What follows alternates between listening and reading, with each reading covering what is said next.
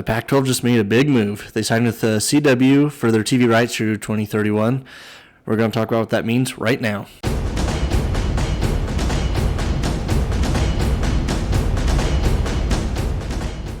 Welcome back, everyone. As I just mentioned, the Pac-12 just signed a deal with the CW to televise our athletic events. I'm going to break that down to talk about who the CW is and what that means. So first, before I go into that, this is the second partner that the Pac-12 has signed. The first partner they signed with was their cornerstone partner with CBS.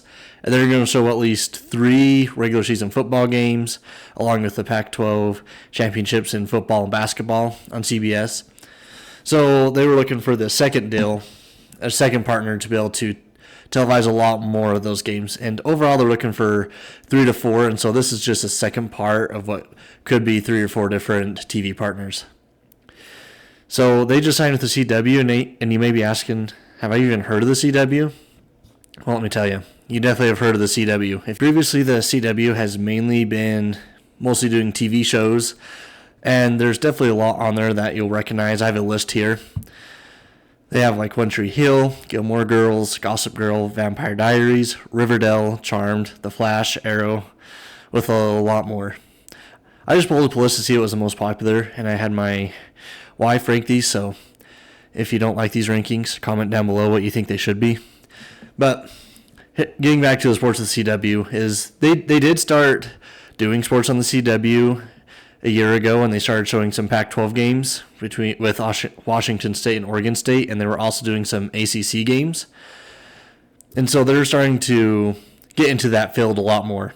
And something that's significant about the CW is it is an over-the-air channel, and so anyone who has bunny ears can watch the CW. And so that's going to be really big for the Pac-12 to be able to have their games where just anyone can watch them. So to break it down on what the Pac-12 will have on the CW is they will have 13 regular season football games. So that will be around like 1 game a week that they'll have on the CW, which is around like what you're having like last season. This year you may have a little more with Washington State and Oregon State, but around like 1 football game a week. They're going to have 35 men's basketball games, which is really big and really surprising.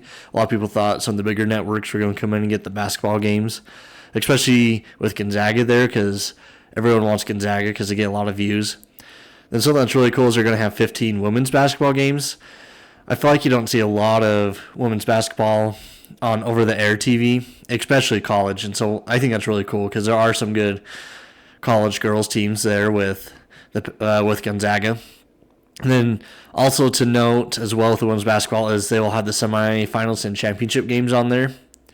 And with all these games on the CW, the Pac-12 Enterprises is going to produce all those game broadcasts. So the Pac-12 Enterprises, as you guys may know, back forever ago when the Pac-12 went to the Pac-12 Network, they started their own TV station with Pac-12 Network, and that's what Pac-12 Enterprises is it's rebranded as Pac-12 Enterprises after they retired the Pac-12 Network, and now they just mainly focus on producing the games. They'll have other people distribute it, but they'll produce the games behind the scenes, which is really big to be able to save on those costs and be able to create some revenue because they have helped produce other games like the ACC or the Golden State Warriors and some other teams like that to be able to have that stream of revenue coming in for them.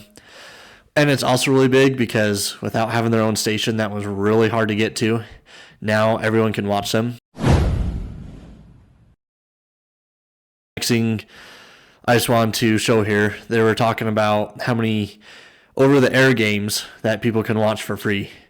So with football, they'll have the 5th most compared to other conferences with on average around like 17 between CBS and the CW. But men's basketball is really where they're going to shine. They're going to have at least 39. And that's going to be really huge because that's going to be the Pac-12's bread and butter is the basketball, especially with Gonzaga and San Diego State. And with everyone being able to watch them, that's going to bring a lot of attention to them and a lot of exposure. And that should help elevate those programs quite a bit. Because overall, I think people underestimate how important it is to be able to be on TV and somewhere where people can watch you. Because as recruits, you're a lot more likely to go to a school that you're able to watch and able to see. And so I think this is really big for the Pac-12 to be able to get on the TV where everyone can watch you. All right, everyone, comment down below on who you're most excited to watch on the CW with the new Pac-12.